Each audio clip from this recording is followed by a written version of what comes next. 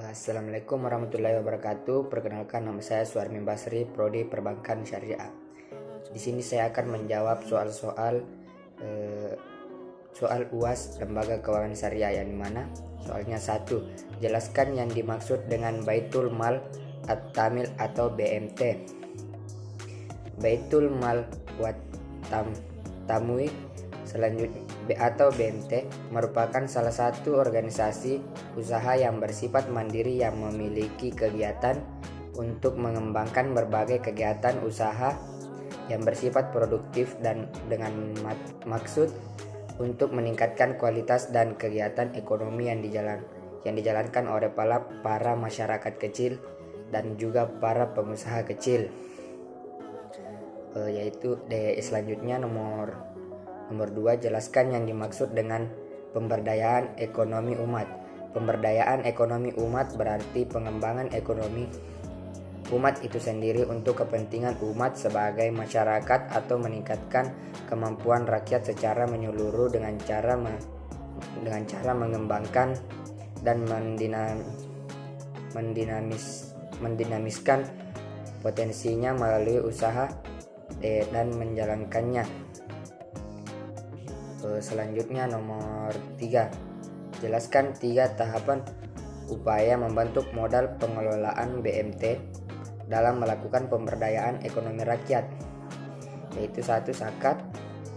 Zakat dalam segi istilah adalah harta tertentu yang wajib dikeluarkan oleh orang yang beragama Islam dan diberikan kepada golongan yang berhak menerimanya. Kedua, infak adalah mengeluarkan harta yang pokok, mencakup zakat dan non-zakat. Infak wajib diantaranya zakaf, kafarat, nasar, dan lain-lain. Infak sunnah diantaranya infak yang fakir miskin sesama muslim, infak bencana alam, infak kemanusiaan, dan lain-lain. Dan ketiga itu sedekah.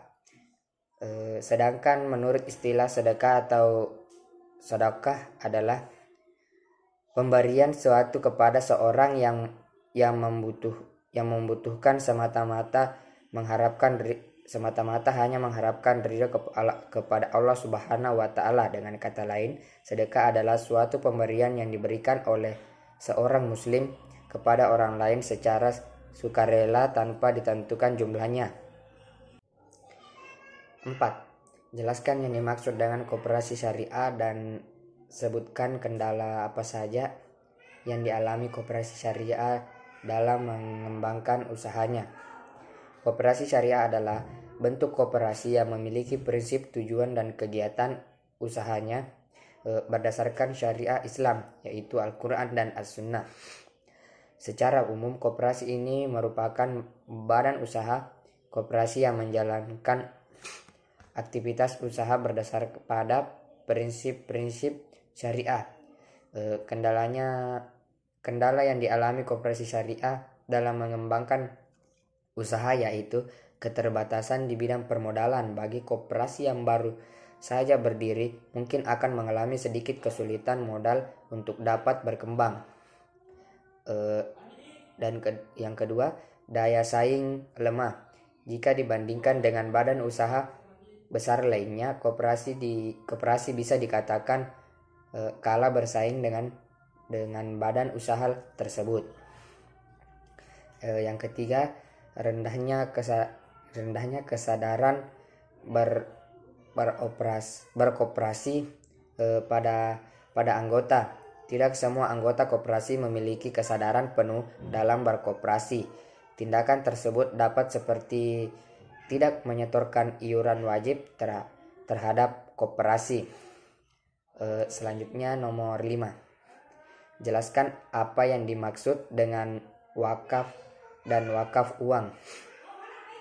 Wakaf adalah menahan suatu benda yang menurut hukum tetap diwakif dalam rangka mempergunakan manfaatnya untuk kebijakan berdasarkan definisi itu, maka pemilikan harta wakaf tidak lepas dari wakif dari si wakif. Bahkan ia dibenarkan menariknya kembali dan ia boleh menjualnya. Wakaf uang adalah wakaf yang dilakukan seseorang, kelompok orang, lembaga atau badan hukum dalam bentuk uang tunai, termasuk ke dalam pengertian uang adalah surat-surat berharga. Wakaf uang hanya boleh disalurkan dan digunakan untuk hal-hal yang dibolehkan secara syar'i. Selanjutnya soal nomor 6. Apa yang dimaksud dengan BWI atau Badan Wakaf Indonesia serta sebutkan tugas dan wewenang BWI. Badan Wakaf Indonesia atau BWI adalah lembaga negara independen yang dibentuk berdasarkan Undang-Undang Nomor 41 Tahun 2004 tentang wakaf. Badan ini dibentuk dalam rangka mengembangkan dan memajukan perwakafan di Indonesia. Berdasarkan pada pasal 49 ayat 1 Undang-Undang Nomor 41 tahun 2004 tentang wakaf, BWI mempunyai tugas dan wewenang sebagai berikut, yaitu 1. Melakukan pembinaan terhadap nasir dalam mengelola dan mengembangkan harta benda wakaf. 2. Melakukan pengelolaan dan pengembangan harta benda wakaf berskala nasional dan internasional. 3. Memberikan persetujuan atau persetujuan dan atau izin atas perubahan peruntukan dan status harta benda wakaf. 4. Memberhentikan dan mengganti nashir. 5. Memberikan persetujuan atas penukaran harta benda wakaf. 6.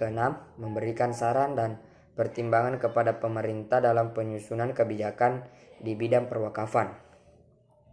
Selanjutnya nomor 7. Jelaskan dan berikan contoh mengenai wakaf produktif. Wakaf produktif adalah harta benda atau pokok tetap yang diwakafkan untuk dipergunakan dalam kegiatan produktif dan hasilnya disalurkan sesuai dengan tujuan wakaf. Contoh wakaf produktif antara lain mewakafkan tanah untuk kegiatan pertanian, mewakafkan toko untuk kegiatan perdagangan dan sebagainya. Pengembangan wakaf produktif secara masif diharapkan dapat dipercepat pembangunan ekonomi dan memperkuat stabilitas sistem keuangan nasional. Itulah tadi jawaban dari soal-soal yang saya bacakan. Saya ucapkan terima kasih. Cukup sekian. Wabillahi taufiq wal hidayah. Wassalamualaikum warahmatullahi wabarakatuh.